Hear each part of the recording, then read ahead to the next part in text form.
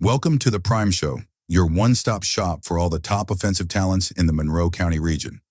I'm your host, Brian, and today we're diving into the players that are primed to dominate on the offensive side of the ball. First up, we have the dynamic duo of Gibraltar Carlson, running back Izaiah Wright, and Flat Rock quarterback Graham Junge. Izaiah Wright is a junior who's already got offers from over a dozen Division I schools after rushing for nearly 2,000 yards and 29 touchdowns last season. This kid is a true power back with exceptional speed. He's going to be a nightmare for defenses. As for Graham Junge, the Flat Rock QB is pondering offers in both football and basketball after throwing for over 2,400 yards and 27 touchdowns in 2023. He's going to be the focal point of the Flat Rock offense, both as a passer and a runner. Opposing defensive coordinators better have their game plans locked in tight. But those two aren't the only offensive stars in the Monroe County region. Jackson Wertenberger of Ida earned a spot on the all-region team last season as a dominant force on the offensive line.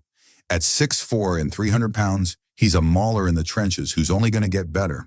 And Tyler Dafoe of Summerfield is back after leading his team in receiving yards in 2023.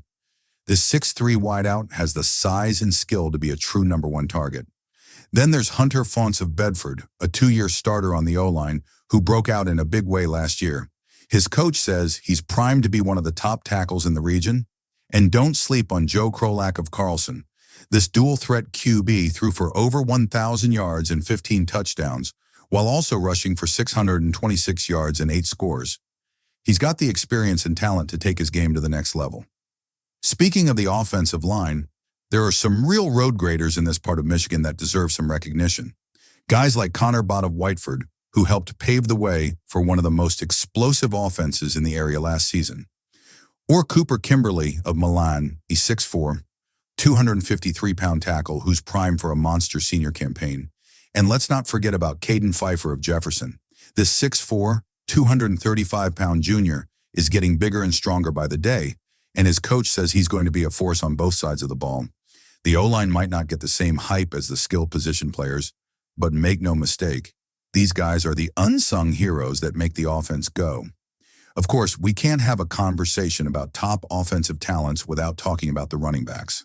In addition to Izaiah Wright, we've got Drew Harris of SMCC, who ran for 734 yards and 4 touchdowns last year. His coach says he's made great strides in the offseason and is poised for a breakout senior campaign.